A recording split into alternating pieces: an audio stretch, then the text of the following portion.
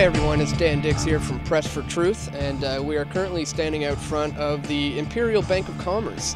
We received a tip last night that there was going to be a terrorism exercise or a civilian evacuation drill that the Toronto Police, the Emergency Task Force, and other private security forces were going to be practicing inside here.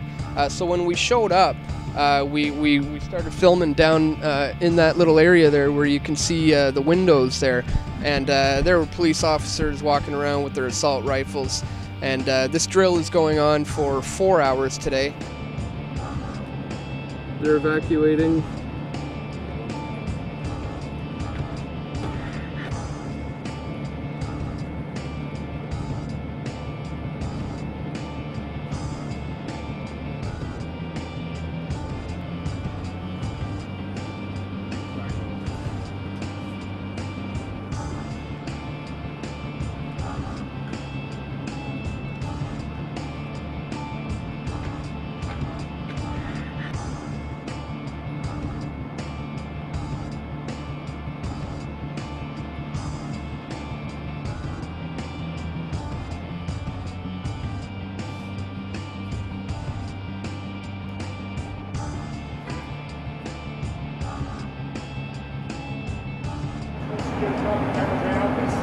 Cameras right now, please.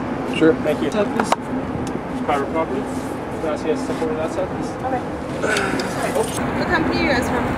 I know you're independent, but do you have like a name? It's Press for Truth. Do you guys have cards or anything like that? Business cards? No. I don't know. Can I just get your names? Just so that everybody knows who I talk to. I don't really want to give my name. You guys can come in here and videotape me and stuff, but I can't ask your names. Well, you can ask. Yeah, so you don't want to give it to me? No. Alright, there was Press for Truth. Press for Truth. Yep. A lot of the times when they're doing these sorts of drills, it's often somewhat of a psychological operation on the people's minds to get them used to the idea of a police state, or get them used to seeing masked, armed police walking around in a bank. I mean, we got shots right out front of the CIBC, where, you know, cops are walking around with their assault rifles. Now, people on the street, of course, are not informed that there is a drill going on. So, in the minds of the real civilians who are outside, you know, they think something's going on. They're not being informed that it is a drill. Now, it's very interesting that they are doing this drill here today, considering that in 2 months from now, we're going to be seeing the G20 just down the street. So we did manage to interview the head of security and police who are conducting this drill. Steve, you're with? Hi, Dan. Dan, how are you? You're with? Good. Press for Truth. Yeah. Today is a training exercise with our tactical emergency task force unit from Toronto Police. We're training with private security.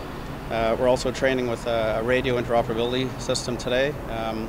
It's regular training that goes on a regular basis. We've been doing it with this organization, which is our TAPS, Toronto Association of Police and Private Security Organization, which is collaboration between Toronto Police and private security in the Greater Toronto Area for information sharing, intelligence sharing, training opportunities, which is what we're doing today. We've been doing it for over 10 years, and today's just another one of those training exercises. The G20 coming to this area actually helps us see how our training has been undertaken over the last several years. So this is actually, this was not derived as a result of the G20, but the G20 now will test our ability to work in concert with private and public sector. So there will be some security, there will be some disruptions, and we'll have a good communication plan that's out there that will facilitate people to know what is and what isn't.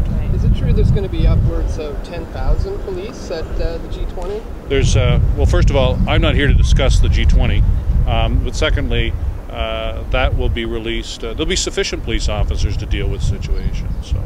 The head of the police, who we did interview, stated that what we are seeing now is a blending of the private and public sector in regards to reporting on security issues. This is not just with this particular building.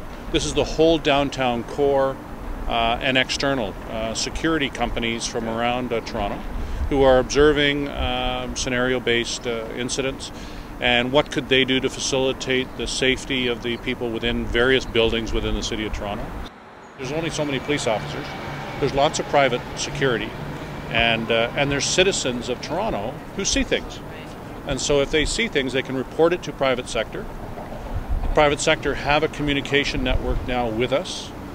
They can pass that information on to us, and we can do a much better job of intercepting something that could happen at the G20.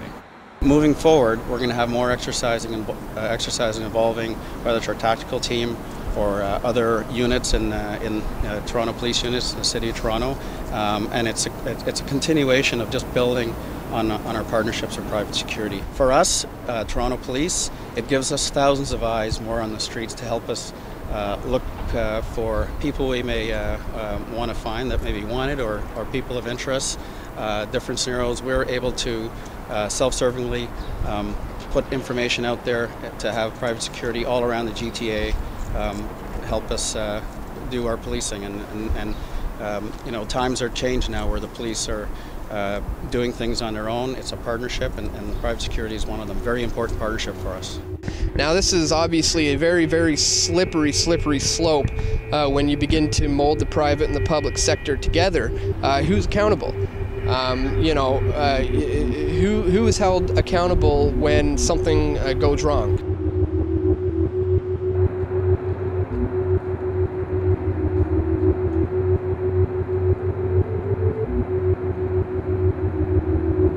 Not too often you see guys walking around in the CIBC bank with full riot gear, assault rifles.